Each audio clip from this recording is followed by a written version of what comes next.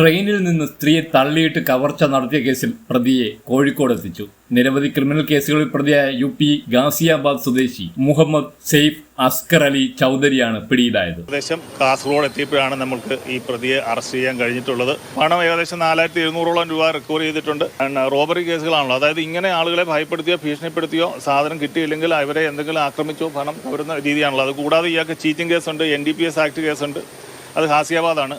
അതുകൂടാതെ arms act കേസുമുണ്ട്. അതിനെപ്പറ്റി കൂടുതലായിട്ട് സ്ഥലത്ത് പോയി അന്വേഷിച്ചാൽ മതിയാവും. വയോധികയെ ആക്രമിച്ച് ബാഗുമായി കടന്നുകളഞ്ഞ പ്രതിയെ ഇന്ന് പുലർച്ചെയാണ് കാസർഗോഡ് റെയിൽവേ സ്റ്റേഷനിൽ നിന്ന് പോലീസ് പിടികൂടിയത്. റെയിൽവേ പോലീസും RPFും സംയുക്തമായി രൂപീകരിച്ച പ്രത്യേക അന്വേഷണ സംഘമാണ് UP ഗാസിയാബാദ് സ്വദേശിയായ മുഹമ്മദ് സെയ്ഫിനെ പിടിച്ചത്. മുമ്പ് ട്രെയിനിൽ കച്ചവടം നടത്തിയിരുന്ന പ്രതി സ്ഥിരമായി ട്രെയിൻ കേന്ദ്രീകരിച്ച് മോഷണം നടത്താറുണ്ടെന്നും നിരവധി കേസുകളിൽ പ്രതിയാണെന്നും പോലീസ് പറഞ്ഞു. കഴിഞ്ഞ വെള്ളിയാഴ്ച പുലർച്ചെയാണ് തൃശൂർ സ്വദേശിയായ അമ്മിണി ജോസ് ട്രെയിനിൽ ആക്രമണത്തിനും കവർച്ചയ്ക്കും ഇരയായത്. മുംബൈയിൽ നിന്ന് തൃശൂരിലേക്ക് വരവെ പ്രതി ട്രെയിനിൽ നിന്ന് തള്ളിയിട്ട് ബാഗ് മോഷ്ടിക്കുകയായിരുന്നു. റെയിൽപാളത്തിൽ തലയിടിച്ച് അമ്മിണി ജോസഫിന്റെ തലയ്ക്ക് പരിക്കേറ്റിരുന്നു. ട്രെയിൻ കോഴിക്കോട് റെയിൽവേ സ്റ്റേഷനിൽ നിന്ന് വിട്ടുടനെയായിരുന്നു ആക്രമണം.